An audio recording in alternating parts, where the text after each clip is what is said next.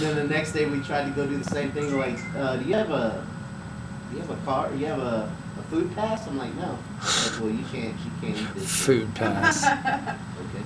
I Well, guess. damn. It's like, all right, I guess I'm drinking some coffee then. I know it was like that. Greenway coffee's the shit. You ever had that Greenway coffee? Oh man. My friend, They had iced coffee and everything. have you tried caffeine? Caffeine? Yeah. No. I mean, like, that's on homeboy's line, coffee. I sell it in, like, Whole Here in Foods, I town? think. Well, it's called caffeine. No, Kevin? caffeine. C-A-P-H-I-N. Like caffeine, but caffeine. I mean, they're pretty popular. I always just get the what is it called? Some Costa Rican shit. They had that at the office and made some. Forget what the fuck it's called. It's the best coffee I've had. Like, it's a certain type of bean, and I just last time I got it at Sprouts in like a fucking 5-pound bag. Yeah, it is a- All right, let's get 5 on. Let's get him test. Let's mic check real quick. Check. You want me to go ahead and start it, or?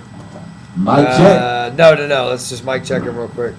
Mic checker. I'm putting it up that he's coming live. K-Slay, mic checker. No, I'm just kidding. K-Slay, mic checker.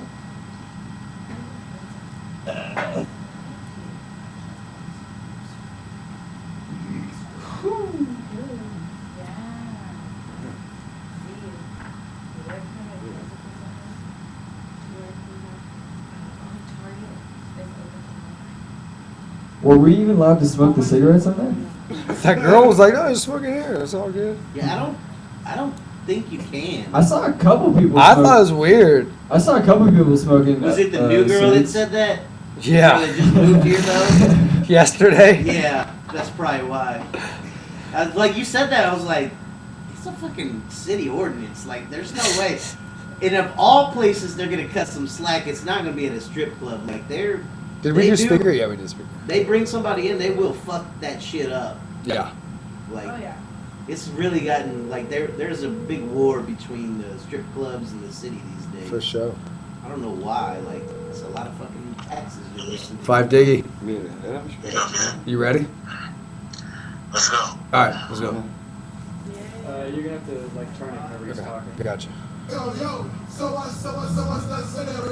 yeah. Yo, you in the mix right here with the Rapp Show with my man Rapp, my nephew, and he's real blood, you know what I'm saying?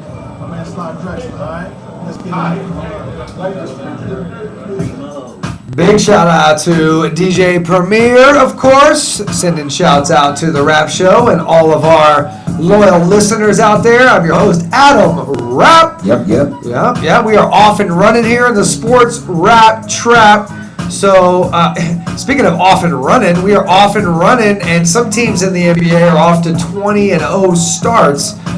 So, who better, Dalla, AP, who better to bring on right now from the Fife Sports Network than the Fife Dog, the 5-footer, the funky one himself, Fife Diggy. What's up? What's good? I'm chilling. What's poppin'? Man, you know, hey, we're off and running, man. Like I said, we got a team, Fife in Golden State right there where you reside, that not only has set NBA history for the start of the season, but is staring down NBA history for all-time winning streaks. Right off the bat, let's talk about these Golden State Warriors and the start that they've had. I mean, it's been tremendous. You know what I mean? A lot of people comparing them to the 72-10 Bulls. I wouldn't do that, being that the NBA was completely different back then. True. You know, compared to now. But you still gotta respect greatness. You know what I mean? When it comes your way, and right now I'm seeing greatness from them because they play in a tough Western Conference, and they seem to be heads above the rest in the West, definitely the East off top. You know what I mean? So I gotta respect that. Yeah, and the things that Curry's doing, you know, a lot of people as you know, their conference foes right down there in Los Angeles and the Lakers, As Kobe, has now officially said that he is going to bow out, Steph Curry is pretty much picking up, in the Western Conference right there where Kobe left off. Absolutely. I mean, when you have Kevin Durant, you have Russell Westbrook over in OKC, it's still to be talked about, especially if Durant is healthy. You know what I mean? But right now, I've seen the Kobe's, the LeBron, I've seen the Jordans, the Kobe's, the LeBrons, and right now it's Curry's world. I can't even front. Yeah, and they're doing it, down here in Houston, there's a lot of frustration because we have a future star, or what some would think was a future star in James Harden, but there's not a lot of team basketball going on down here. We'll talk about the Rockets in a minute. But the beautiful thing about this Golden State team is, their head coach is still recovering from back surgery, so Luke Walton is the interim coach, and they haven't missed a beat, but they play 13 guys deep, Fife. I mean, this is the epitome of, in a very me world, the epitome of team basketball, and I think it starts right there with Jerry West at the top. Well, I mean, he's a Hall of Famer. He's the logo. Who knows better how to put a team together than Jerry West? I mean, anyhow you trade Dwight Divac for a young Kobe Bryant coming straight out of high school, you have to know what you're doing. You know what I mean? So, anyhow you trade for Pau Gasol, because I believe Pau Gasol was originally drafted by the Hawks. True. You know what I'm saying? Jerry West was working in Memphis back then. You have to know what you're doing.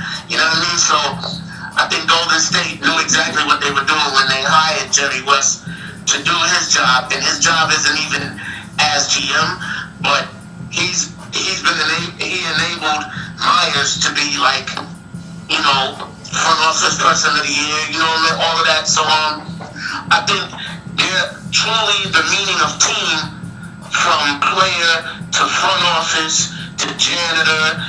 It's crazy. You know what I mean? You have to respect that. And it was such a downtrodden franchise for so long that it's gotta feel good to do it as a family. That team forgotten about, in the Bay since the days of Rick Barry or the days of TMC. Let me tell you something. When I first moved out here, it was like 2004. You know what I mean? And the prior years to that, I used to come out here to visit my fiance at the time. And even though they weren't winning, the fans were the best fans I ever seen in the NBA. Like, honestly, they were winning maybe 12, 13 games a year, but it was always packed out like a Duke game or something. Huh. You know what I mean? Yeah. So I'm really happy for the fans more than anybody else, because they really, stood with them through some really hard times. You know what I mean? Well, transitioning from the team that Jerry West has been a consultant for now in the last couple years, building a championship, let's talk about the guy he drafted. As you mentioned, Kobe Bryant legendarily, started his career in high school in Philadelphia, as well as Italy and around the world with his dad, but famously in Philadelphia. And I just heard a story from Big Nate, who's one of the barbers here on the block on South Post Oak in Houston, right here where the Sports Rap Trap is. But he was telling a story about how when Kobe was a junior, he went to a camp, and Vernon Maxwell, who famously here in Houston, was a bad boy to help that team have an identity in the playoffs or against Jordan back in those days. And apparently Kobe at 17 years old, and Jerry West was in the house, told Maxwell he ain't scared. And you're talking about 90% of the guys in the NBA who were scared of Maxwell on and off the court, including Michael Jordan, not scared, but intimidated, if not the least. But, Kobe took on Maxwell, and I guess they played to 10. Kobe scored 7 on him, but never backed down from the challenge, and that just set it off for this career over 20 years for Kobe. So talk a little bit about, Jerry West taking that shot on a high school kid and really, banking on the future with him and where Kobe is today, 20 years into his career. Jerry West is the Don when it comes to recruiting and looking at talent. He knows a great basketball player when he sees him for maybe a minute or two. You know what I mean? Yeah. Back then with Vernon Maxwell or whatever, I heard those stories as well. But the biggest story I heard, John Lucas was the coach at the time, I believe, for the Sixers or something like that. And being that Kobe played high school ball outside of Philly or whatever, he used to come and let him work out with the fellas. And he used to be tearing Weatherspoon up. He used to be giving Stackhouse some issues. Like the whole team. You know what I mean? And I love Stackhouse being a Tar Heel fan. You know what I mean? But he used to be giving them the business.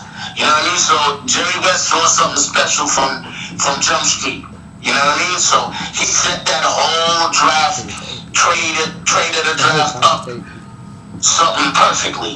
You know what I mean? But Kobe is where he is today because of the belief that Jerry West had of him. I mean, he had some rough spots that rookie year, playing under Del Harris, shot the air ball in the playoffs against Utah, because Kobe's the hot dog. You know what I mean? There's issues with Shaq or whatever, but Shaq will tell you straight up, that kid was always something special. Well, Fife, this is AP Boski. What would you rank Kobe all time? What would you rank him? All time greats.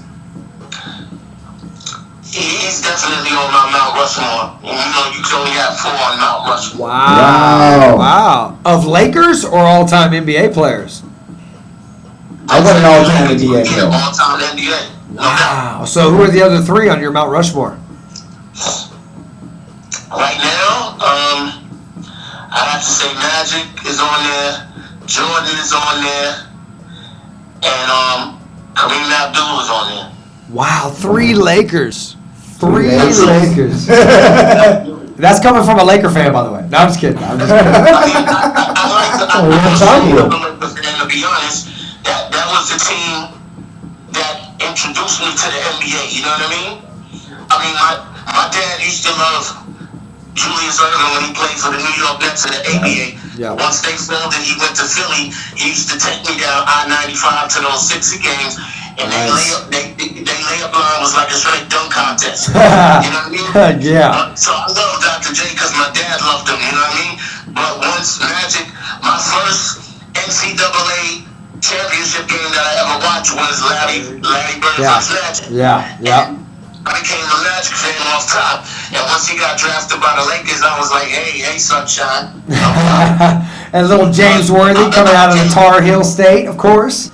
I became a Knicks fan when they drafted Mark Jackson because he's from my neighborhood. Right. You know what I mean? Speaking of your Knicks, what do you think about Phil Jackson's job with the Porzingis hype and Melo kind of fitting into a team role? What do you think about that? I mean, I'm happy so far. You know what I mean? They're doing much better than last year. Keep in mind, last season's record was the worst record in the history of the franchise. So what they're doing so far, I'm totally not mad because I was kind of upset when they drafted Homeboy, and only because I've never seen him play. Right. So him being in Europe. You remember Frederick Weiss? I mean, that's all I gotta say. I'm wondering if he's the next Drazen Petrovic, is he the next Dirk Nowitzki, is he the next Detlef Schrempf, or is he the next Skittish Veely, or Frederick Weiss? You know what I'm saying? Like you said, come to find out, I watched him in Summer League, and I liked his heart, I liked his motor. So now that the season has started, I ain't mad at Homeboy at all. No, hell, or Phil Jackson for taking him. Exactly, and even bigger than that, I'm proud of Melo playing his role. Yes. Yep. It's funny, Fife, because we always compare, the music and the sports world, but it's like Slim Thugger, it's like Paul Wall, it's like you, it's like Q-Tip, it's like everybody eventually grows up and realizes, you know what, we can talk about grown-up shit, we can play grown-up basketball, we can play team basketball, and it feels good because, we're getting up there a little bit in age. When we lived through this golden era where it was very me, or, very flashy, but now you get a little bit older, it's all about the kids, it's all about winning rings, it's all about just, kind of settling into that role, and that's exactly what I'm seeing from Melo this year. that. I totally agree. And I'm tired of people fronting on Melo and giving Stoudemire a pass all the time. Like, being the Knicks fan I am, I've heard many passes being given to Amari Stoudemire when I felt like, he knew he was hurt before he even came to the Knicks. He's a buster. I'm sorry. You know what I mean? He's a buster. I ain't going to diss him like that. There was a time when he really could ball like that. But before he left Phoenix, he knew he was hurt. Only an owner like James Dolan will give him almost $100 million. In desperation because we couldn't get LeBron. We couldn't get D-Wade back in 2010 free agency. We couldn't get Melo at the time. You know what I mean? So, okay, let's get Amari. Why? Because they want to fill the seats of Madison Square Garden again. It's like, come on, man, you gonna give this dude $100 million knowing he's hurt? It's like, stop it. Yeah, there wasn't enough red wine in the state of New York to make him good again. But this almighty dollar fight. And low key, I think one of the moves that really improved this team really was bringing in Robin Lopez to be in the paint and to bring that tough defense and veteran leadership. I mean, I think he's really fit in really well with that team as well. Besides all the other moves, it's really been a good puzzle that Phil's put together. Absolutely, because with Robin Lopez, you know what he's in for. You know he's in to get rebounds, alter shots, possibly block shots, dive for loose balls. You know, all the intangibles, all the things you're not going to see in the box score in tomorrow's newspaper. So everybody knew what he was coming there for, and he's always played his role wherever he's been. So I definitely agree with you. That was a lovely pickup. Yeah, and it takes the pressure off Porzingis being 7 foot. To have to patrol the paint when you got Robin Lopez there. He gets to just do his thing on the outside. I love the fact that Porzingis can stretch the floor. You know what I mean? Yeah, for sure. And then he sneaks up on everybody and gets the putbacks, dunks on your back. Yeah. He has a heart, man. And he's got that Detlef Shrimp haircut. You gotta love it. You gotta love it. Hey, all right. So speaking of playing your role, the big thing in Houston right now, Fife, is who's playing what role? They got rid of Kevin McHale, which I think needed to happen last year. They've got JB Bickerstaff, who's just filling in until they can actually get somebody in here to get the shit back on track. But you've got James Harden, who, is getting, pissed off at Marcus Thornton for scoring 18 points a game, and his attitude showing it. You got Ty Lawson, who should be running the point guard, but James Harden does not allow him to do that. You got Dwight Howard, who's more worried about, his local television show than actually being a center in the NBA. I mean, what the hell do you do before we get to break, Fife, to fix the Rockets? Or is that not enough time? First of all, let me break down Dwight Howard, okay? There you go. When I first moved to Atlanta back in like 93, he was like a 6th grader, 7th grader. And he used to play for this AAU team called the Atlanta Celtics. And who else was on that team? Josh Smith, who's just as bad as he is. Randolph Morris, remember Randolph Morris? He used to play in Kentucky. Terrible. He's on that team. And I think, don't quote me on this, but I believe Lou Williams was on that team as well. I think he was. I think if you ask every one of those guys who their favorite rapper is these days, they say Young Thug. I'm just saying. That's all good. That was shade. But I believe he was on that team as well, and he used to be slaughtering cats. Plus, Dwight Howard went to the school around the corner from my house, so I remember him as a young prodigy. Now, when he came straight from high school, that same school, I just knew he was going to be a killer. He was a killer in Orlando. But what kills me about Dwight Howard is, he threw the coach under the bus. He threw Van Gundy under the bus in Disney World. He cried his way out of Disneyland. He goes to Houston. Now, mind you, Patrick Ewing is your assistant coach in Orlando, right? Kareem is available while you're in LA. Elvin Hayes, Moses Malone before he passed, Yao Ming whenever he's in town, Hakeem Olajuwon is training everybody during the off season, and then you have the great Elvin Hayes in Houston still. Yeah. And you've been in the league for like 11, 12 seasons, and you still only have 2 offensive walls. I have a problem with that. Plus, not to mention Kevin McHale is your coach at the moment. Right, and Dream is helping you out during the summer. Akeem is helping you with anything you need during the summer. Yeah. Exactly. You only have 2 offensive go-to moves. Now, I love him on defense, but the thing with Dwight Howard that kills me, and what I think had something to do with McHale getting fired, is because Dwight Howard, don't get me wrong, he had his injuries or what have you, but Dwight Howard plays when he feels like it. And then with James Harden, it doesn't help when you make the team one-dimensional by wanting the ball in your hand 80% of the time. Yeah.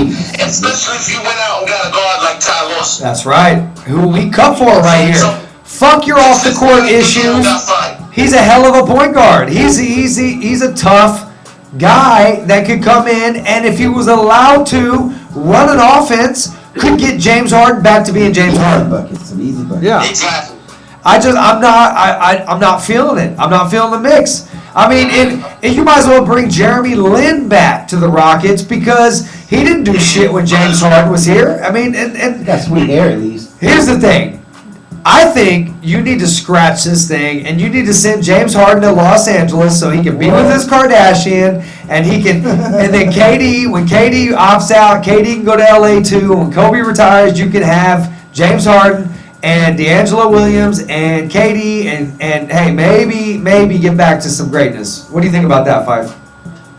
I mean, he is from LA, so it sounds like it's a possibility, but whenever Harden decides to go on goals, he has to realize he's a shooting guard, catch, maybe shoot. I mean, I think his game would be much better as a shooting guard if he could add a little Reggie Miller, Rip Hamilton to his game. Yep. At the same Coming off the time, pick. take off the dribble, draw the fouls.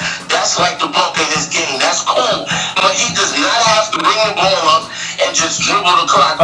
24-second clock, and he's dribbling for at least 18 of those seconds. It's ridiculous. Look, right here at home. Most teams are going to know what he's going to do. Exactly. And that's what Brooklyn was doing a couple weeks ago here in town.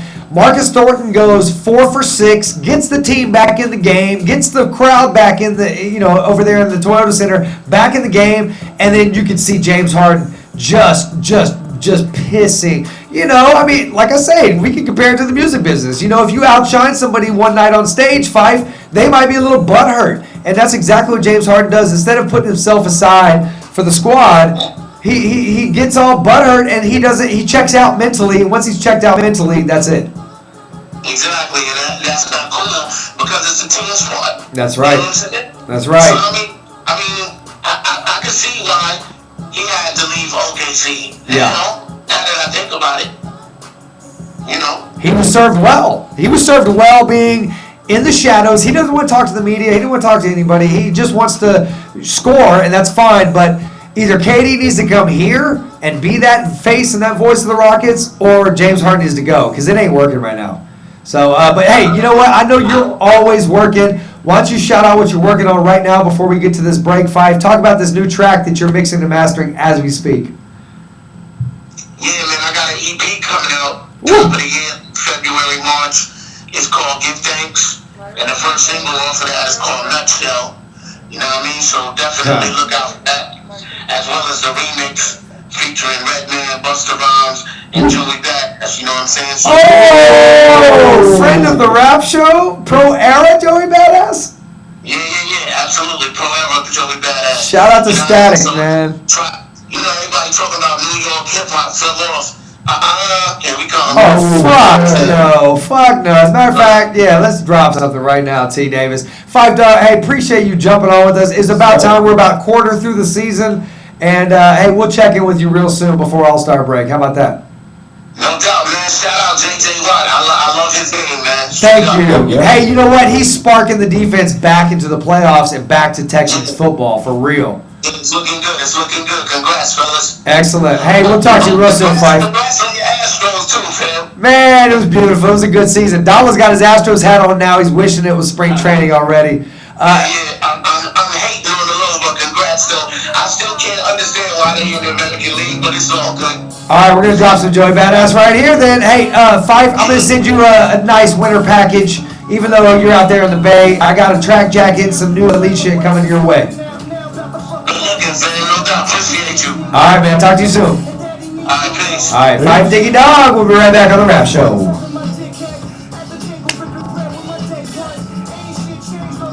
He's like taking breaks out as we go.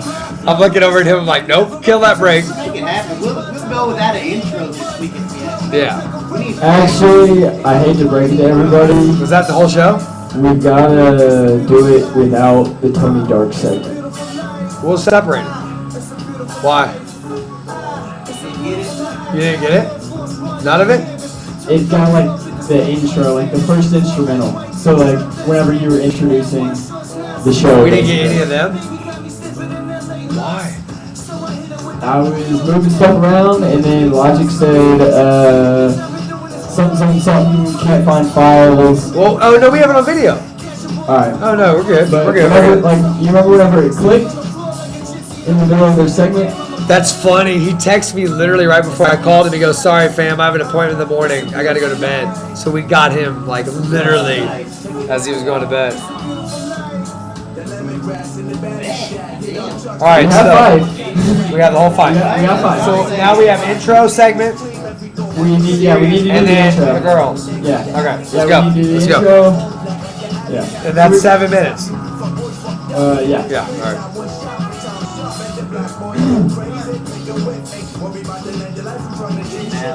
Yeah. No, we have first and last, and we're done. Yeah.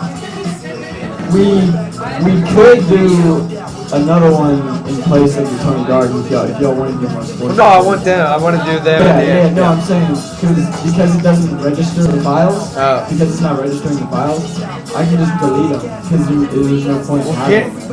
Oh, none of it. It's just not registering any of it. Okay, that's fine. That's fine. So we can delete that and have 3 segments. We'll just have, yeah. No, let's just do Just the four, intro five, and then them. Yeah. Yeah. All right. Make theirs long. That's even That way better. we can get to Yeah. Alley Cat. Yeah. And we have that on 2 different video feeds. We have Periscope and I have the Ustream. I'll make those like let's see.